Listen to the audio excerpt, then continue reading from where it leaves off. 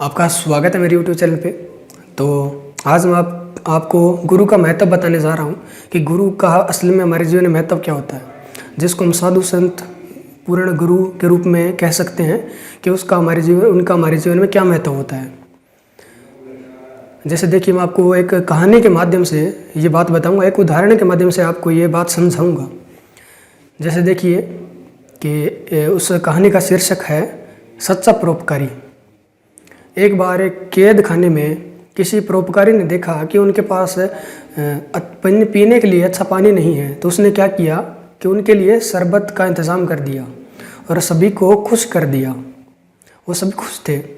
फिर बाद में क्या हुआ कि दूसरा परोपकारी आया, उसने क्या किया कि उनके लिए अच्छे वस्त्रों का इंतज़ाम कर दिया, क्योंकि उसने देखा कि उनके पास पहनने के लिए अच्छे वस्त्र नहीं थे।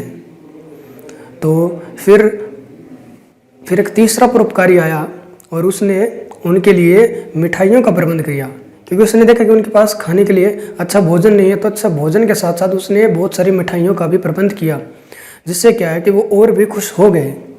देखिए, इन तीनों ने परोपकार किया। परोपकार करना अच्छी बात है, किसी की सहायता करना, किसी के लिए कुछ करना, नेक कार्य करना बहुत अच्छी बात है। लेकिन देखिए कि वो रहे तो कैदी के कैदी ना। तो अब इसी उदाहरण से, उसी कहानी से हम समझते हैं कि अब एक बार उनके बाद चौथा परोपकारी आया। उसने क्या किया कि उसके पास चाबी थी जेल खाने की, तो उसने उनको जेल खाने से ही आज़ाद कर दिया। इसी प्रकार यही कार्य होता है गुरु का, संत का, साधु संत का यही कार्य होता है हमारे जीवन में। वो आते हैं और हमें इस जीवन से, हमारे संबंधों से, माता पिता भाई बंधु, इन सभी संबंधों से मुक्त करते हैं। देखिए, अब ये हमारा जीवन जो चल रहा है, इसमें हम चाहे कितना ही अच्छा कार्य क्यों ना कर ले, हम इसी दुनिया में फंसे रहते हैं।